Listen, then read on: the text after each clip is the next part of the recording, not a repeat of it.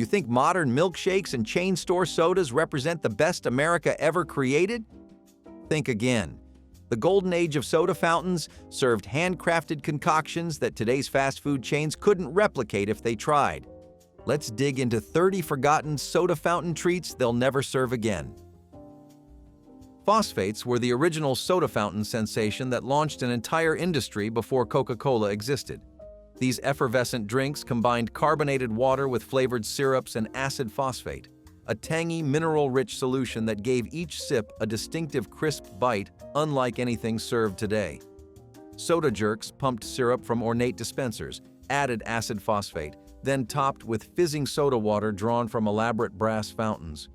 The result was refreshingly tart without being sour, with a clean finish that brought customers back daily. Every drugstore and corner pharmacy from the 1870s through the 1920s featured phosphates, with flavors ranging from cherry and lemon to exotic violet and wild orange. A phosphate cost 5 cents and provided refreshment plus mild medicinal benefit. Phosphoric acid was believed to aid digestion. Young couples courted over phosphate glasses, businessmen closed deals at soda counters, and children saved pennies for weekend treats. Sweeter sodas eventually pushed phosphates into obscurity. Egg creams carried one of the most misleading names in culinary history because they contained neither eggs nor cream. Yet this Brooklyn-born classic defined New York City soda fountain culture for generations. Created in Jewish immigrant neighborhoods during the late 1800s, egg creams combined just 3 ingredients: milk, chocolate syrup, and seltzer water. The magic happened in technique. Soda jerks poured cold milk into a tall glass, added Fox's You Bet chocolate syrup, then blasted the mixture with high-pressure seltzer until a thick, foamy white head rose. That foam was the signature. Creamy, frothy, impossibly light without actual cream. The drink had to be consumed immediately while foam held, making egg creams impossible to bottle. Every candy store in Brooklyn served them for a dime, and arguments about which corner made the best egg cream divided neighborhoods. When corner stores closed, the egg cream nearly vanished with them. Lime Rickeys originated in Washington, D.C. during the 1880s and became the sophisticated choice for those who found phosphates too sweet and sodas too ordinary. Named after Democratic lobbyist Colonel Joe Rickey, the original was alcoholic, but soda fountains transformed it into family-friendly refreshment. A proper lime Rickey started with juice from half a fresh lime squeezed directly into a tall glass, followed by sugar syrup and vigorous soda water. No cream, no ice cream, nothing to mask the sharp brightness of real citrus against cold carbonation. The drink was bracingly tart, almost aggressive in refusing sweetness, finding devoted fans among adults who appreciated its character. During Prohibition, Lime Rickeys became popular as sophisticated, alcohol-free alternatives. Soda fountains served them at political gatherings and afternoon socials, where ladies wanted refreshment without heaviness. The Lime Rickey proved soda fountain drinks could be elegant and restrained. Cherry smashes represented the theatrical peak of soda fountain craftsmanship, requiring more showmanship than any other drink. Unlike simple cherry sodas made with artificial syrup, a proper smash used fresh cherries dramatically muddled right in front of customers. The soda jerk placed ripe cherries in a heavy glass, added sugar, then crushed them with a wooden muddler until juice ran red and fragrant. Shaved ice was packed on top, followed by cherry syrup and soda water that turned everything into a bubbling, fruit-studded masterpiece.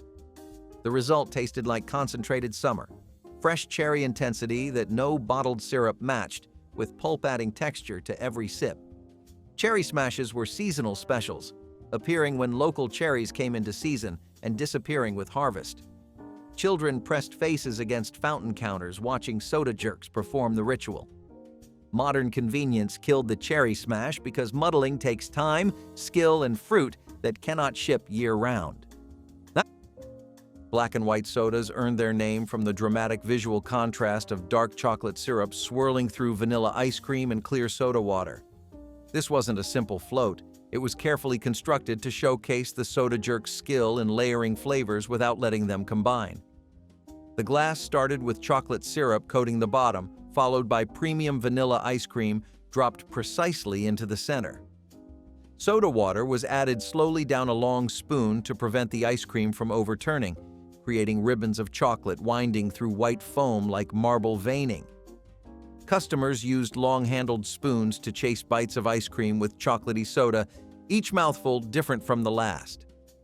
Black and white sodas appeared across America from the 1920s through the 1960s, popular in New York drugstores and Midwestern ice cream parlors. The drink required quality ice cream and thick chocolate syrup. As soda fountains gave way to fast food chains, this craftsmanship became economically impossible. Broadway sodas paired chocolate soda with coffee ice cream, creating a sophisticated combination that adults loved while children turned up their noses. This drink earned its name from New York's theater district, where late-night patrons sought refreshment after shows.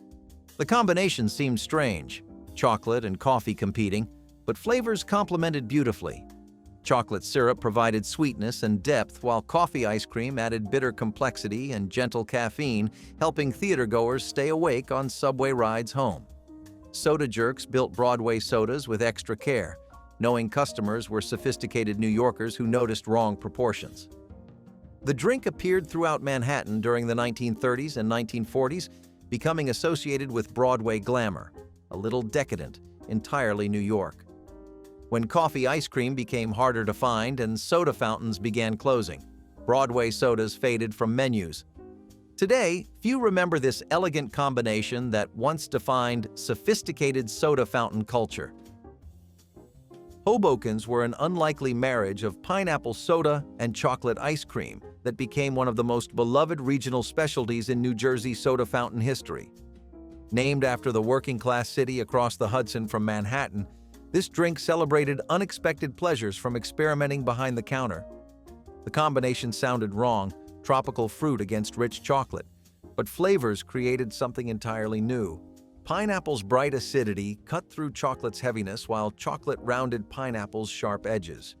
Soda jerks in Hoboken served these throughout the 1920s and 1930s, with each fountain developing variations. Some added vanilla syrup, others swirled chocolate around the glass before adding soda and ice cream. The Hoboken became local pride, something visitors from New York had to try when crossing the river. As New Jersey's industrial cities declined and soda fountains closed their marble counters, the Hoboken vanished along with the neighborhoods that created it. Dusty Millers took malted milk to its logical extreme by adding so much malt powder that the drink arrived looking rolled in flour. The name came from powdery white malt dust coating the rim and floating on the creamy surface, a badge proving the soda jerk hadn't skimped on expensive ingredients. While ordinary malteds used a single scoop of malt powder, Dusty Millers doubled or tripled that amount until the drink became thick, grainy, and intensely flavored. The malt taste dominated, that distinctive, almost biscuity sweetness that commercial malteds barely hint at today. Midwest soda fountains particularly embraced Dusty Millers, where malt appreciation ran deep and customers demanded real substance. Teenage boys ordered them believing extra malt built muscle. The drinks were so thick they required 2 hands to lift and a spoon to eat the bottom sludge. Dusty Millers required fresh malt stored airtight, careful mixing to prevent lumps, and customers willing to pay premium prices. Chocolate soldiers marched onto soda fountain menus during World War I as patriotic treats honoring American troops overseas. These elaborate drinks were built tall and proud, with layers of chocolate syrup, chocolate ice cream, and chocolate malt powder, creating a tower of cocoa intensity standing at attention in the glass. Whipped cream formed the soldier's white helmet on top, sometimes decorated with a small American flag or red cherry representing a service ribbon. Presentation was as important as flavor. Soda jerks constructed each chocolate soldier with military precision, ensuring straight sides and proper proportions. During both World Wars, fountains offered them at special prices for uniformed service members, and families purchased them honoring sons overseas. The chocolate intensity was overwhelming, designed for serious chocolate lovers. Children saved allowances for weeks to afford one. After wartime fervor faded and soda fountains began closing, chocolate soldiers lost cultural context and disappeared. Catawba Flips, brought grape sophistication to soda fountain counters when wine was either unavailable or socially inappropriate. Named after the Catawba grape variety grown throughout the Ohio River Valley and Finger Lakes region, these drinks used pure grape juice rather than artificial flavoring. A proper Catawba flip started with chilled grape juice mixed with a whole raw egg shaken vigorously until frothy. Vanilla ice cream was added to a tall glass, grape mixture poured over, and soda water added for gentle effervescence. The raw egg gave silky texture and protein richness that made it practically a meal. Soda fountains positioned Catawba flips as health drinks, noting grapes' nutritional benefits and eggs' protein.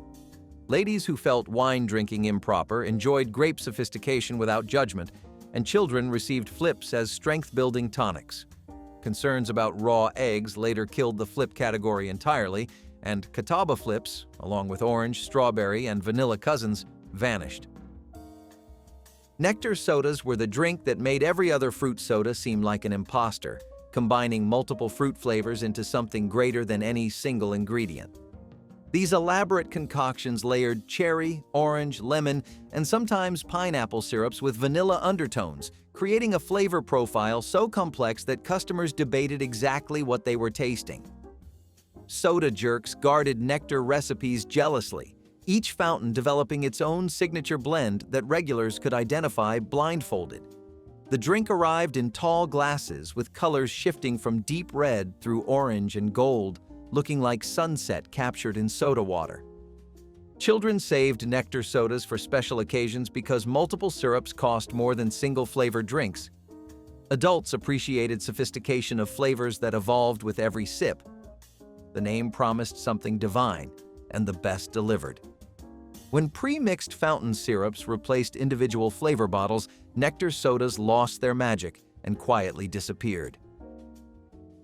Coffee cabinets were Rhode Island's fiercely guarded secret, a coffee milkshake that the rest of America inexplicably called by the wrong name.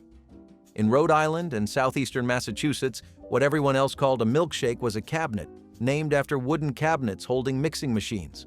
Coffee cabinets combined coffee syrup, milk, and ice cream into caffeinated perfection. The coffee syrup was key, particularly Autocrat brand that Rhode Islanders considered essential. Soda jerks blended the mixture thick and frothy, serving it in tall glasses with long straws. The flavor was intensely coffee-forward, not weak hints found in modern coffee ice cream, but genuine coffee strength balanced by cream and sugar. Summer afternoons meant coffee cabinets at every drugstore in Providence. Outsiders ordering coffee milkshakes were gently corrected by servers who took regional terminology seriously. The coffee cabinet remains Rhode Island's signature drink, though authentic versions grow harder to find. Birch beer floats offered a distinctly American flavor experience that root beer floats could never match. Birch beer, brewed from birch bark with distinctive wintergreen notes, was popular throughout Pennsylvania and the Northeast before root beer dominated. A proper birch beer float started with genuine birch beer, either clear or red variety depending on regional preference, poured carefully over vanilla ice cream. The birch flavor was cleaner and sharper than root beer, with menthol brightness cutting through ice cream's richness. Pennsylvania Dutch Country embraced birch beer floats at every soda fountain and family restaurant. The drink tasted like forests and fresh air, connecting urban customers to rural traditions. Children who grew up on birch beer floats found root beer disappointingly flat by comparison. As national brands squeezed out regional sodas, the birch beer float retreated to Pennsylvania, where loyalists still defend its superiority. Ginger beer floats delivered a spicy kick that separated adventurous drinkers from those who preferred sodas mild and sweet. Unlike mild ginger ale, genuine ginger beer carried real heat from fresh ginger root, creating a burning sensation building with each sip. Soda fountains serving ginger beer floats attracted customers who wanted drinks with personality. Fiery ginger and cool vanilla ice cream created temperature and flavor contrasts unlike anything else. The ice cream slowly melted into ginger beer, tempering heat while ginger cut through cream's richness. Jamaican and Caribbean communities in American cities kept ginger beer traditions alive, and soda fountains in those neighborhoods served floats that visitors found startlingly intense. The drink demanded attention rather than passive sipping. As American palates shifted toward sweeter flavors and genuine ginger beer became specialty merchandise, the float faded from mainstream culture while remaining beloved in Caribbean-American communities. Sarsaparilla floats carried the flavor of the Old West into 20th-century soda fountains, connecting customers to frontier mythology through every sip. Sarsaparilla, brewed from dried smilax root, was the original cowboy drink, served in saloons and general stores across the frontier. The flavor was similar to root beer but earthier, with vanilla and licorice notes that tasted more authentic than its famous cousin. Soda fountains kept sarsaparilla on tap for customers wanting their sodas to taste like history. A proper float combined the dark, complex soda with vanilla ice cream, creating something belonging in a John Wayne film. Western-themed restaurants particularly embraced sarsaparilla floats as part of their frontier atmosphere. Children ordering them felt connected to cowboys and pioneers. As root beer consolidated dominance and sarsaparilla became obscure, these floats disappeared except at specialty shops and Western-themed establishments. Orange phosphates were the original orange soda experience, delivering citrus brightness that modern drinks have never replicated. Before artificial flavoring dominated, soda fountains created orange phosphates using fresh orange syrup combined with acid phosphate, producing drinks that were tart, tangy, and genuinely orange-flavored. The phosphate's mineral bite enhanced citrus rather than masking it, creating refreshment that sweet orange sodas could never achieve. Soda jerks squeezed fresh orange juice into premium versions, while standard preparations used quality syrup containing real fruit essence. The drink appeared bright orange, topped with fizzing soda water carrying citrus aroma upward. Summer afternoons demanded orange phosphates. Tartness quenched thirst that sweeter drinks only temporarily satisfied. Ladies particularly favored them at luncheons and afternoon socials. When phosphates fell out of fashion and artificial flavoring became standard, the genuine orange phosphate experience was lost entirely. Strawberry phosphates captured summer's sweetest berry in effervescent form, offering a sophisticated alternative to cloying strawberry sodas. Real strawberry syrup, made from crushed berries and careful cooking, formed the foundation, combined with acid phosphate adding tartness echoing fresh strawberries' complexity. The result was pink, fragrant, and genuinely berry-flavored rather than candy-sweet. Soda fountains in strawberry-growing regions made their own syrups during harvest, creating phosphates tasting like picked-that-morning freshness. Children celebrated strawberry season ordering phosphates at every opportunity, knowing special syrup wouldn't last through winter. Acid phosphate kept sweetness in check, preventing sugary overload, making modern strawberry sodas undrinkable. Ladies ordered strawberry phosphates at afternoon gatherings, appreciating delicacy and genuine flavor. As artificial flavoring replaced real berry syrup and phosphates disappeared from fountain culture, this elegant drink vanished from American tables. Frosted oranges transformed simple orange juice into theatrical fountain presentations, dazzling customers with creamy, icy magnificence. The drink started with fresh squeezed orange juice, never canned, blended with vanilla ice cream and sometimes orange sherbet until thick and frothy. The result arrived looking like an orange creamsicle liquefied, with colors ranging from pale peachy cream to vibrant sunset orange. Frosted oranges were breakfast drinks, afternoon pick-me-ups, and sophisticated alternatives to ordinary juice feeling special enough for celebrations. Soda jerks in Florida and California citrus country took particular pride in frosted oranges, using juice from local groves. The drink provided vitamin C and calcium together, making it acceptable for mothers to order as both treat and nutrition. When fresh juice became too expensive for fountain economics and frozen concentrate took over, the frosted orange lost its reason for existing. Purple Cows combined grape soda with vanilla ice cream, creating a drink whose silly name belied genuine deliciousness that children adored and adults secretly enjoyed. The grape flavor had to be strong, quality grape soda or concentrated syrup rather than weak imitations, to stand up against vanilla ice cream's richness. When proportions were right, Purple Cows tasted like grape candy transformed into something creamy and complex. The color was spectacular, deep purple swirled with white, creating almost tie-dyed patterns. Children ordered Purple Cows because the name made them giggle, then discovered they loved the combination. Soda fountains listed them on children's menus, but adults ordered them when kids weren't watching. The drink became associated with birthday celebrations, something parents offered as rewards. As grape soda quality declined and fountains closed, Purple Cows retreated into nostalgic memory.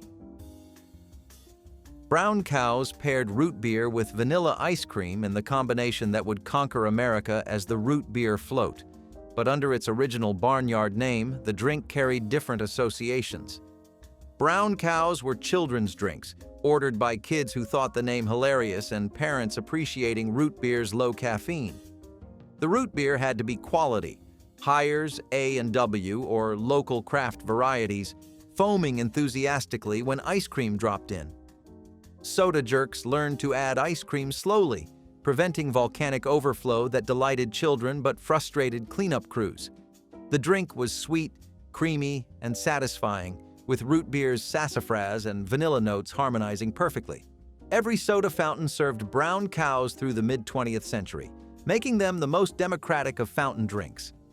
When the name shifted to root beer float and fast food chains took over, the original barnyard charm was lost.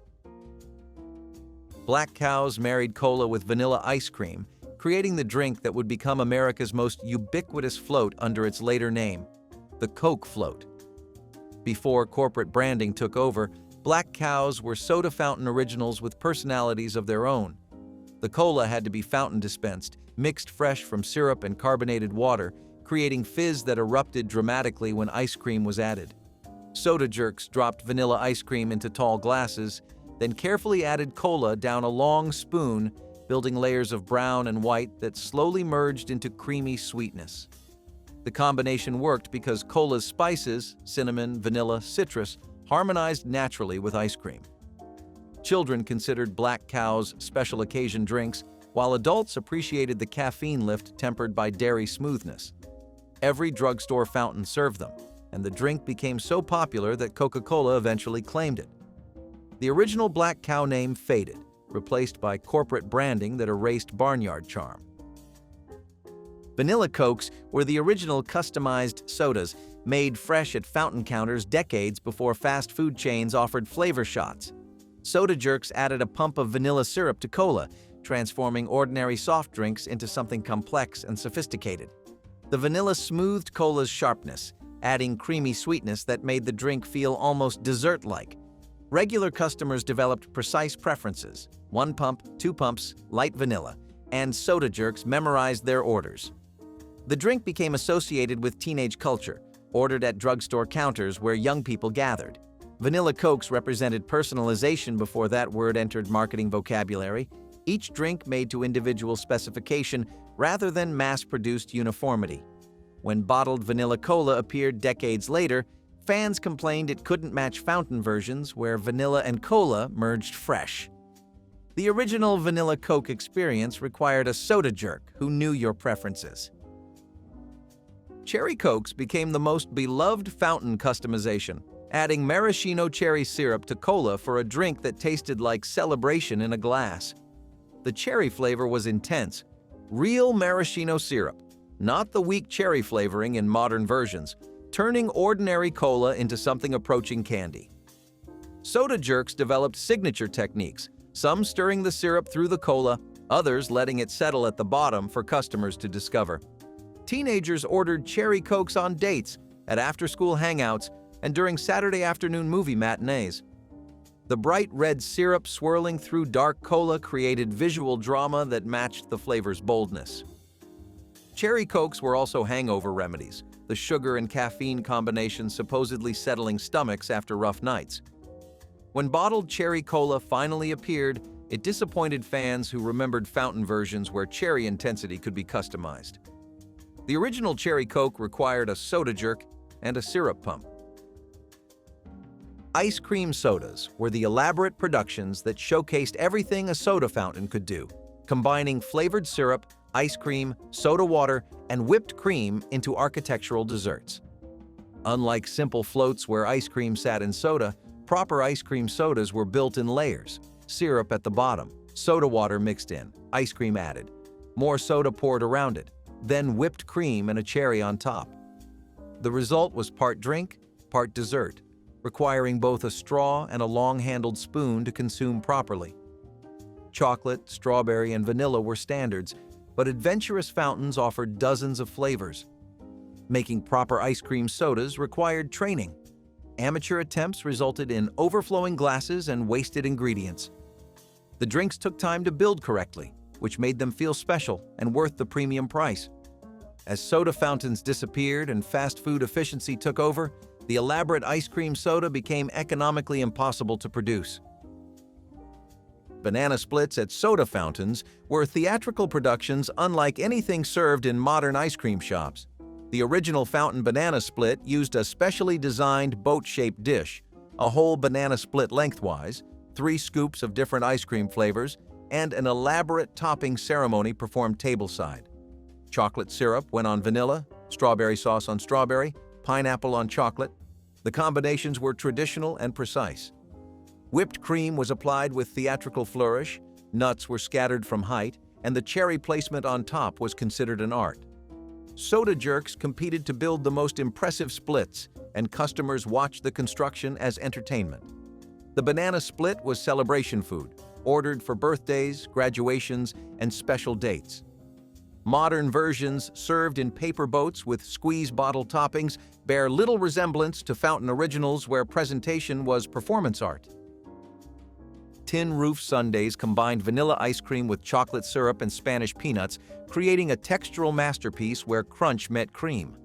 The name came from the peanuts scattered across the top, supposedly resembling a corrugated tin roof.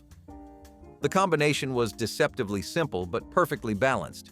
Sweet ice cream, bitter chocolate, salty peanuts, each element enhancing the others. Soda jerks built tin roof sundaes in specific order.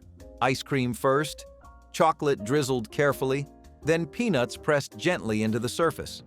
The peanuts had to be fresh and properly roasted. Stale nuts ruined everything. Tin roof sundaes appeared on fountain menus across the Midwest particularly, where they became regional favorites served at drugstores and ice cream parlors alike. The combination satisfied both sweet and salty cravings, making it perfect for afternoon treats. When soda fountains closed and prepackaged sundaes took over, the tin roof's simple perfection faded from memory. Hot fudge sundaes represented the pinnacle of soda fountain indulgence, featuring warm chocolate sauce that created temperature contrasts impossible to replicate at home. Proper hot fudge was made fresh, cooked until thick and glossy, kept warm in special containers that maintained perfect pouring consistency. When ladled over cold vanilla ice cream, the fudge formed a shell where sauce met ice cream while staying liquid and flowing on top. The first spoonful combined warm and cold, solid and liquid, sweet and slightly bitter. Soda jerks took pride in their fudge recipes, each fountain developing signature versions guarded like trade secrets. Whipped cream provided neutral buffer between intense elements, and the cherry on top wasn't decoration but flavor punctuation. Hot fudge sundaes were special occasion food, ordered for celebrations or serious chocolate cravings. Modern hot fudge from squeeze bottles at fast food chains cannot approach the fresh-made fountain original. Lemon phosphates delivered citrus refreshment that modern lemonade cannot match, combining fresh lemon with acid phosphate for drinks that were simultaneously tart and mysteriously complex. The phosphate added mineral depth that enhanced lemon's brightness, creating something more sophisticated than simple lemonade. Soda jerks squeezed fresh lemons for premium versions, though quality lemon syrup served everyday customers well. The drink arrived pale yellow and fizzing, with citrus aroma rising from the glass. Summer demanded lemon phosphates. The tartness quenched thirst in ways sweet drinks couldn't manage. Ladies ordered them at luncheons, considering them appropriately delicate and refreshing. The acid phosphate's slight medicinal reputation made lemon phosphates acceptable as digestive aids after heavy meals. When phosphates disappeared from fountain culture and artificial lemonade took over, the complex brightness of genuine lemon phosphates was lost to history. Sassafras tea was the original American soft drink, brewed from tree bark and roots long before anyone thought to add carbonation. Soda fountains served it hot in winter and iced in summer, offering customers a taste of the forests that once covered the continent. The flavor was distinctive, root beer-like but earthier, with subtle spice and sweetness that varied by region, depending on local sassafras varieties. Families had gathered sassafras for generations, and fountain sassafras connected urban customers to rural traditions. The tea was considered medicinal, prescribed for everything from fatigue to blood purification. Children drank it, believing it made them stronger. When the FDA banned sassafras oil in 1960 over cancer concerns, authentic sassafras tea disappeared almost overnight. The fountains that had served it for decades suddenly couldn't legally offer what had been America's original indigenous beverage. Malted milks were the bodybuilder's drink of the soda fountain era. Thick shakes fortified with malt powder that promised strength and vitality. The malt flavor was distinctive, biscuity, slightly sweet, with depth that plain milkshakes lacked.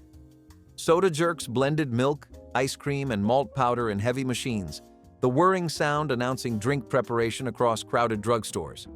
Malteds arrived thick enough to require spoons, with malt dust clinging to glass rims. Teenage boys ordered them believing malt built muscle, while girls appreciated the richness without excessive sweetness. The drinks provided genuine nutrition, protein, calcium, calories, making them acceptable meal replacements during busy days. Malt shops became teenage gathering spots, the drinks serving as social lubricant for after-school conversations. When fast food chains eliminated malt from their shake machines and fountain culture died, the genuine malted milk became a specialty item rather than everyday refreshment. Bubbling up since 1889, Shasta has serenaded generations with its diverse flavor symphony. Originally starting as a mineral spring water company, it smoothly transitioned into offering a wide range of soda flavors. More than just affordable, it was a cheerful part of daily life. I Want a Pop, I Want a Shasta wasn't just a jingle, it was a call to joy for those who remember this beloved brand. It served as a fizzy flashback to the good old days, renowned for its variety and value. Surge came crashing in like a tidal wave in 1997, Coca-Cola's citrus answer to the extreme sports frenzy. Inspired by Norway's Urge, Surge was designed for the American market with a bolder taste and more caffeine. With its vibrant citrus flavor and adrenaline-pumping ads, it quickly became the go-to soda for thrill-seeking teens. Despite its initial popularity, Surge's appeal waned as the millennium turned, eventually leading to its discontinuation, leaving a legacy of bold marketing and intense flavor. Pepsi introduced Pepsi Light in 1975, capturing the essence of the era with its lemon-flavored Diet Cola. Distinguished by its unique blend of cola and a lemon twist, Pepsi Light aimed to offer a diet option with a flavorful edge. It was the go-to soda for the aerobics crowd, riding high on the wave of the 70s fitness craze. Yet by the 1980s, a change in formula led to a decline in its popularity, a testament to the fleeting nature of taste trends. Crystal Pepsi, introduced by PepsiCo in 1992, was a transparent twist on traditional cola, leveraging Van Halen's hit Right Now in its marketing campaign. This clear cola aimed to capitalize on a growing trend towards purity and health in beverages. Despite its initial buzz and consumer intrigue, it struggled to maintain interest and was discontinued by 1994. Its comeback years later was a nostalgic nod, reliving its brief sparkle in the cola world, but with similar short-lived fame. Pfeffernusse were those small, round German spice cookies appearing in tins throughout December, their name meaning pepper nuts despite containing no actual nuts. The dough was dense with honey, molasses, and a complex blend of spices including white pepper, anise, cardamom, and cloves that gave them their distinctive bite. Baked until firm, the cookies were rolled in powdered sugar while still warm, creating a crackled coating that contrasted with the dark spiced interior. Unlike soft American cookies, Pfeffernusse were meant to be hard. Almost too hard when fresh, they softened over days as the spices mellowed. German and Dutch immigrant families brought these recipes to America, where they became traditions in communities from Pennsylvania to the Midwest. The cookies kept for weeks in tins, improving with age as flavors married. Children often found them strange at first, but grew to crave them as adults. Making pfeffernusse meant connecting to old world traditions, honoring ancestors who carried recipes across oceans. Hard candy drops were the jewel-toned confections that mothers poured into molds or dropped onto marble slabs, each piece catching light like stained glass. Sugar, corn syrup, and water were boiled to the hard crack stage, then quickly mixed with food coloring and flavoring before being poured into shapes. The process required speed and precision. Hard candy set within minutes and couldn't be reworked once it cooled. Lemon drops glowed yellow, cinnamon discs burned red, and mint rounds sparkled green, creating a rainbow on every candy dish. Children loved sucking on these candies, feeling them slowly dissolve and release intense bursts of flavor. Some mothers used antique molds passed down through generations, pressing candy into shapes of Christmas trees, bells, and stars. The candies kept for weeks in tins, making them perfect for gift-giving and stocking stuffers. Hard candy drops required mastering high-temperature sugar work, a skill that separated casual candy makers from serious Christmas confectioners. In 1963, Coca-Cola's Tab set the stage for diet sodas, becoming a staple in the 60s and 70s. Known for its distinctive metallic taste, Tab was Coca-Cola's first venture into the diet soda market. Its unique flavor profile and standout pink can remain in the hearts of many, even as Diet Coke became the new favorite in the 80s. Tab's legacy lasted until 2020, marking its place as an enduring favorite that symbolized the diet revolution of its time. Nesselrode pie was the glamorous frozen dessert that graced holiday tables from the 1940s through the 1970s, a Baroque confection of chestnut cream, candied fruits, and maraschino cherries frozen in a crumb crust.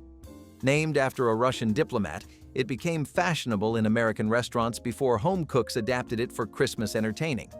Making it required cooking chestnuts until soft, pressing them through a sieve, folding the puree into whipped cream along with rum-soaked fruits.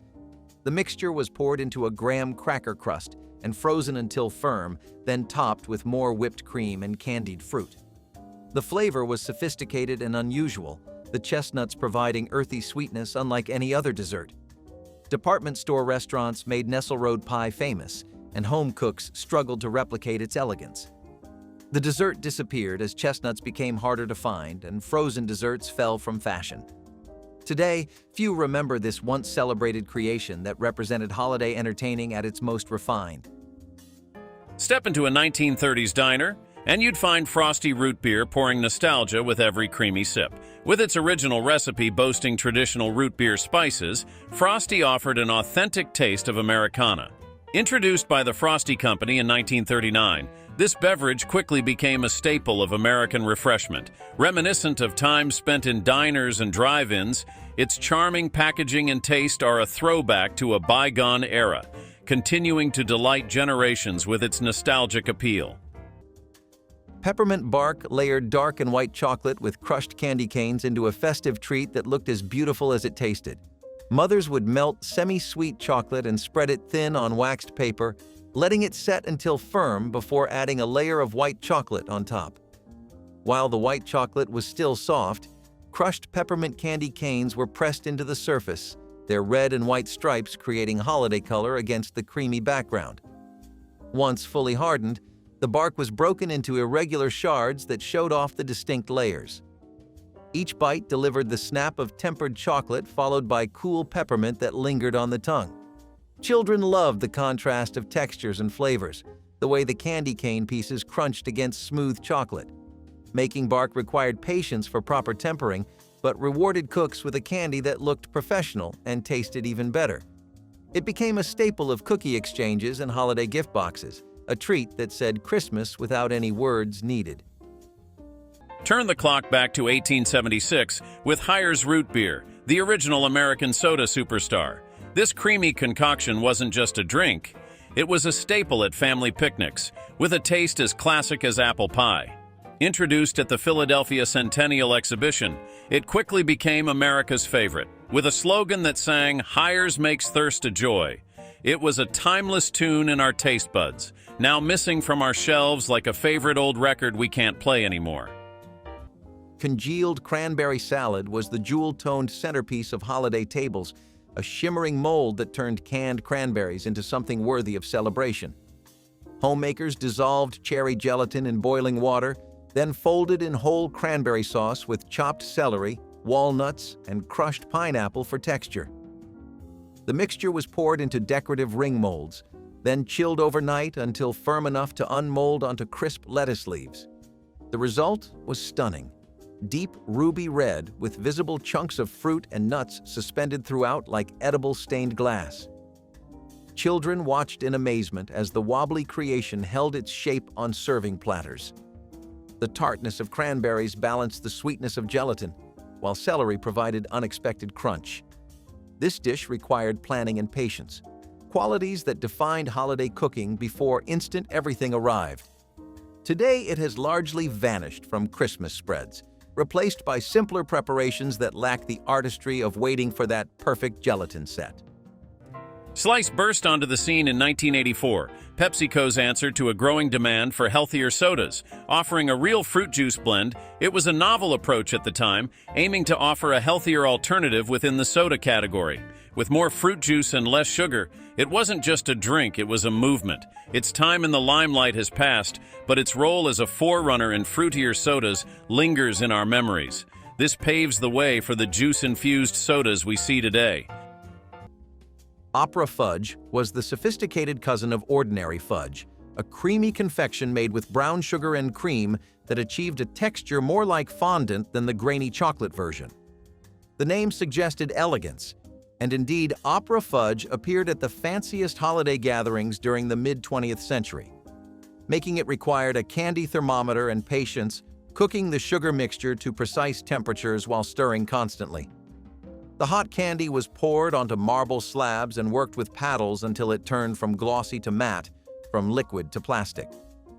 Flavored with vanilla and studded with black walnuts, each piece was a study in buttery sweetness with complexity to seem refined. Confectionery shops sold opera fudge in beautiful boxes, but dedicated candy makers took pride in producing their own. The technique was demanding. Cook too long and the fudge turned grainy, not long enough and it never set. When made properly, opera fudge melted on the tongue like a whispered secret. Then 1987 brought us 7-Up Gold, a twist to the soda world with its ginger, apple, and cinnamon fusion. Standing out with its unique flavor profile, it aimed to offer a distinct taste experience from the usual citrus or cola sodas. Its catchy, contradictory slogan regarding caffeine, "Never had it, never will," intrigued many. Although its time was brief, this golden beverage left a lasting impression with its rich, spicy flavor. It defied soda norms and is still cherished by those who crave a sip of soda nostalgia. Corn pudding was Southern hospitality baked into a custard, turning humble canned corn into something rich enough for Christmas tables. Cooks combined creamed corn with eggs, milk, butter, and sugar, sometimes adding flour to help it set. The mixture was poured into buttered dishes and cooked slowly until the top turned golden, while the interior remained soft and spoonable. The texture fell somewhere between cornbread and custard, dense yet creamy, with pops of whole kernels throughout. Some families added diced chilies for savory depth, while purists kept it simple. The dish required careful temperature management, as cooking too fast would curdle the eggs. Grandmothers knew exactly when to pull it from the oven, that moment when the center still jiggled slightly but would firm as it cooled. Corn pudding represented transformation of pantry staples into celebration food, proof that special occasions could be honored without expensive ingredients. Today it appears occasionally at Southern tables but has largely faded. 1995 saw Royal Crown Draft Cola stepping into the world of artisanal soda, brewed in small batches to capture the essence of traditional methods. Royal Crown Cola, established in 1905, ventured into this niche market to showcase its craft in soda making. Its commitment to natural flavors and no preservatives set a new standard. This innovative attempt, though not long-lasting, carved a niche in cola history, reimagining the possibilities of soda flavors and quality. Kolache were those Czech pastries that appeared in bakeries and home kitchens during the Christmas season. Their soft, yeasted dough holding pools of fruit filling or sweetened farmer cheese. The dough was rich with butter and eggs, rolled into small rounds and pressed in the center to create wells for the filling.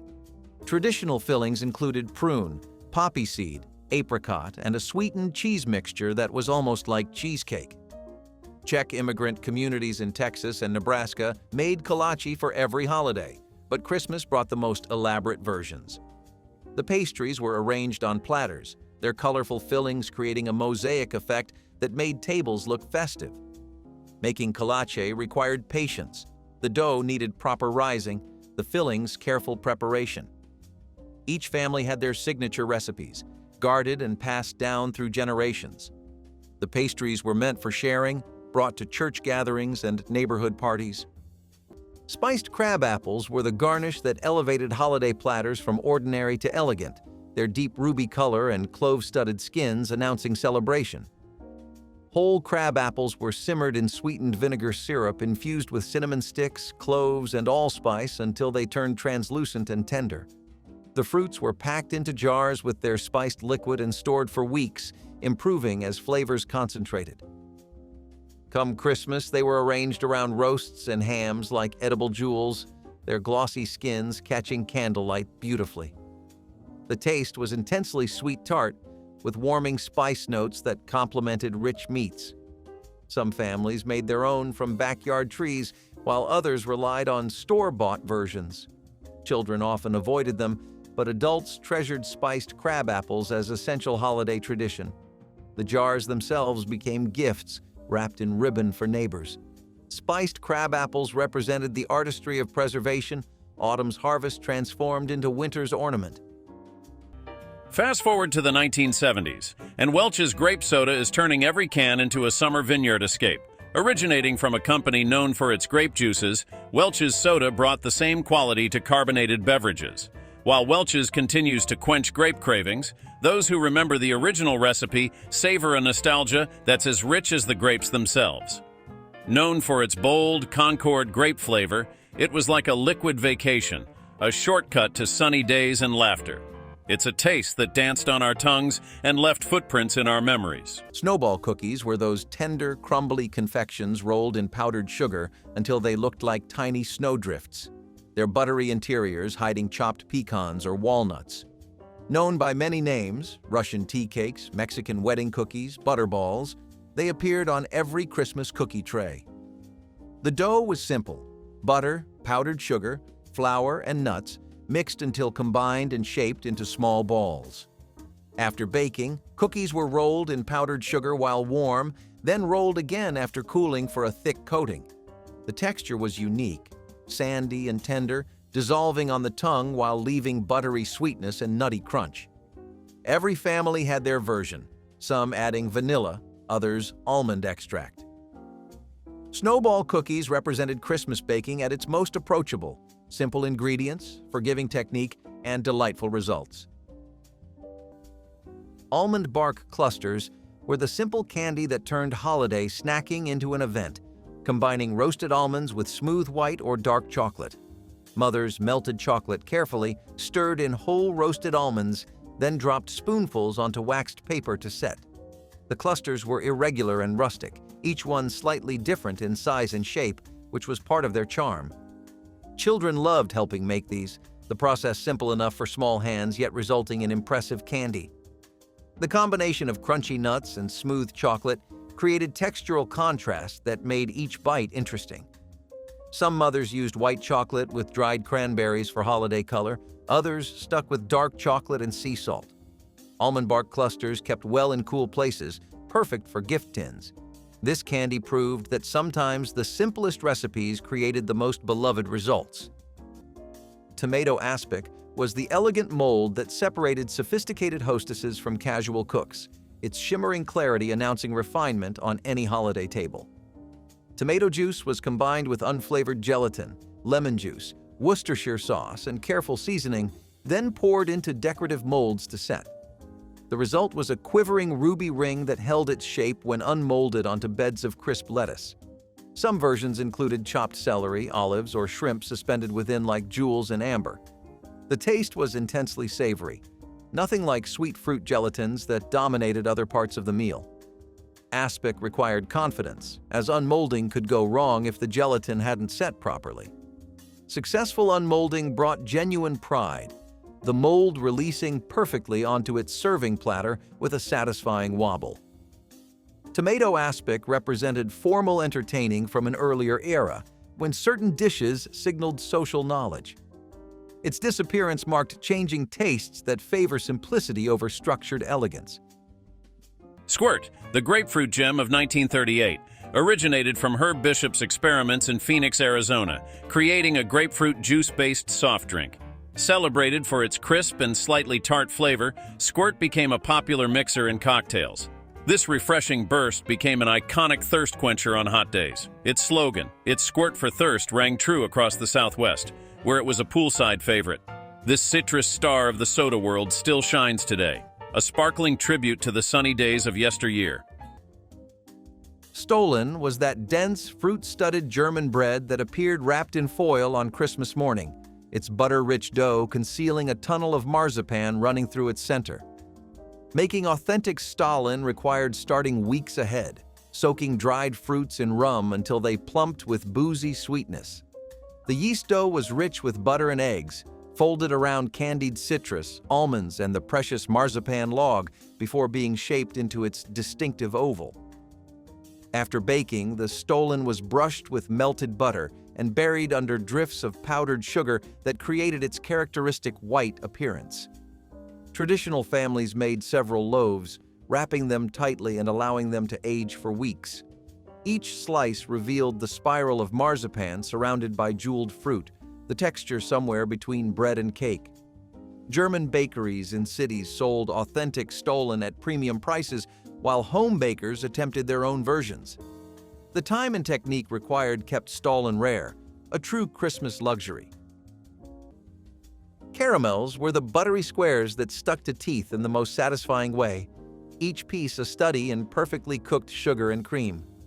Mothers would combine sugar, corn syrup, butter, and cream in heavy pots, stirring constantly as the mixture darkened from pale gold to rich amber.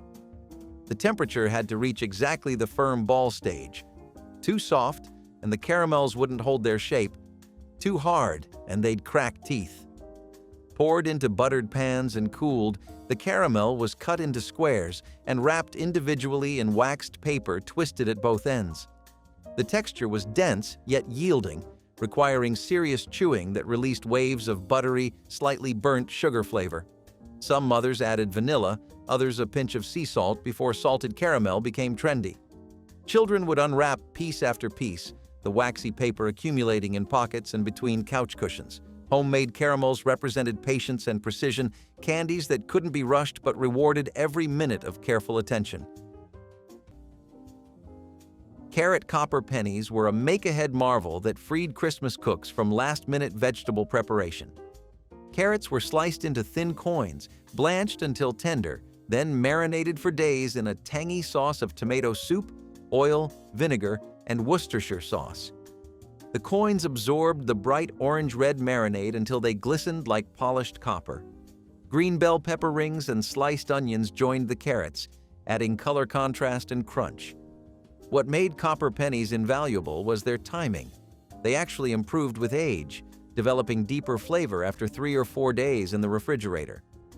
Busy hostesses could prepare them the weekend before Christmas, freeing precious hours on the holiday itself. Served cold straight from the jar, they required no reheating or fussing. The dish appeared at church potlucks and family gatherings throughout the season. Carrot copper pennies proved that practical cooking could also be delicious, a lesson in efficiency that modern meal preppers have rediscovered. Rewind to 1985, when Coca-Cola ventured into new territory with New Coke, a sweeter variant that stirred up soda history.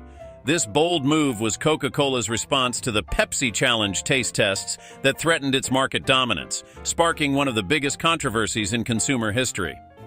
While its reception was mixed, it developed a devoted fan base, highlighting the complexities of changing a beloved formula. This chapter serves as a reminder of how deeply a brand can resonate with its audience. Anise cookies were those licorice-scented treats that divided holiday gatherings into lovers and haters. Their distinctive flavor and acquired taste that generations of European-American families cherished. The dough was simple: butter, sugar, eggs, flour. But the anise seeds or extract transformed it into something polarizing and memorable. Italian families made anisette cookies glazed with white icing, while German households preferred their anise cookies crisp and plain. The aroma of baking anise cookies was unmistakable, filling homes with a scent that signaled Christmas as surely as pine trees. Children often rejected them initially, then grew to crave them as adults when the flavor meant memory and tradition. The cookies kept for weeks in tins, their anise flavor intensifying rather than fading. Bakers made enormous batches, knowing anise cookies were meant for the entire season rather than immediate consumption. Though supermarket cookies have pushed homemade versions aside, dedicated families still carry on the tradition. Butterscotch drops were the amber-colored candies that delivered rich, buttery sweetness in every slow-dissolving piece. Mothers cooked brown sugar, butter, and corn syrup together until the mixture reached hard crack stage, the butter creating a richness that plain sugar candy couldn't match. Dropped by spoonfuls onto greased baking sheets, each candy spread into a flat disc with slightly ruffled edges. The color ranged from pale gold to deep amber, depending on how long the sugar cooked, with darker candies carrying slightly caramelized, almost burnt notes. Children loved the way butterscotch melted slowly in their mouths, releasing waves of buttery flavor that seemed to last forever. Some mothers added a splash of vanilla or a pinch of salt to enhance the butterscotch taste. These candies were perfect for tucking into pockets and lunchboxes, hard enough to survive without melting or crumbling. Butterscotch drops represented simple candy making at its finest, requiring only basic ingredients and careful temperature control.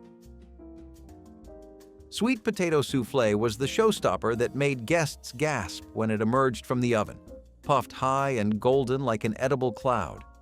Unlike dense casseroles, the soufflé required whipping potatoes with eggs separated carefully, yolks beaten into warm puree, whites whipped stiff and folded in at the last moment. The mixture was seasoned with cinnamon, nutmeg, and vanilla, sweetened with brown sugar, and sometimes enriched with bourbon. Baked in a straight-sided dish, it would rise dramatically, its top browning while the interior stayed impossibly light. Timing was everything. The soufflé had to travel from oven to table immediately before it could deflate. Children pressed their faces to oven doors, watching the miraculous rise with wonder. The texture was unlike anything else, simultaneously creamy and ethereal, sweet but not cloying. Sweet potato soufflé represented kitchen ambition, a willingness to attempt something difficult for the reward of witnessing that collective intake of breath around the table. Knee-High, launched in 1924, introduced a new era of fruit-flavored sodas with standout favorites like peach, grape, and orange. Endorsed by famous personalities and featured in various media, Knee-High's visibility helped it gain a significant market presence. Its colorful and distinctive glass bottles became a visual trademark. This brand not only captured audiences but also marked a shift in soda preferences towards diverse, bold flavors. Today, Knee-High stands as a testament to innovation in the soft drink industry. Charlotte Russe was that elegant molded dessert appearing at fancy Christmas parties, a tower of Bavarian cream surrounded by ladyfingers and crowned with whipped cream rosettes. The preparation required making custard from scratch, folding in whipped cream and gelatin, then carefully lining a mold with ladyfingers before filling it with the cream mixture.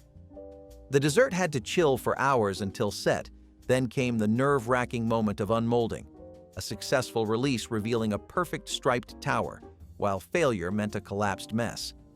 Bakeries in cities sold individual charlottes in paper cups, but the homemade version was the showpiece of Christmas buffets during the 1960s. Hostesses would dust the top with powdered sugar to look like snow or pipe elaborate whipped cream decorations in red and green. Charlotte Russe required skills home cooks once practiced regularly, making proper custard, whipping cream by hand, and working with gelatin. As these techniques faded from common knowledge, so did this graceful dessert. Mothers beat egg whites until stiff, then slowly poured in boiling sugar syrup while the mixer ran at high speed, whipping air into the mixture until it turned glossy and held its shape. The process required perfect timing and dry weather. Humidity was divinity's enemy, turning fluffy into sticky disaster. Chopped pecans or walnuts were folded in at the last moment, adding crunch to each pillowy bite. Dropped by spoonfuls onto waxed paper, the candy set into irregular peaks that looked like tiny meringue mountains. Children would hover nearby, waiting for permission to lick the beaters clean. The texture was unlike anything store-bought, light enough to dissolve on the tongue, yet substantial enough to satisfy. Divinity couldn't be rushed or faked, making it a labor of love that mothers undertook specifically because their children begged for it year after year. Which forgotten soda fountain treat would you order if you could step back in time? Share your memories in the comments, hit like if this brought back sweet nostalgia, and subscribe for more forgotten American flavors.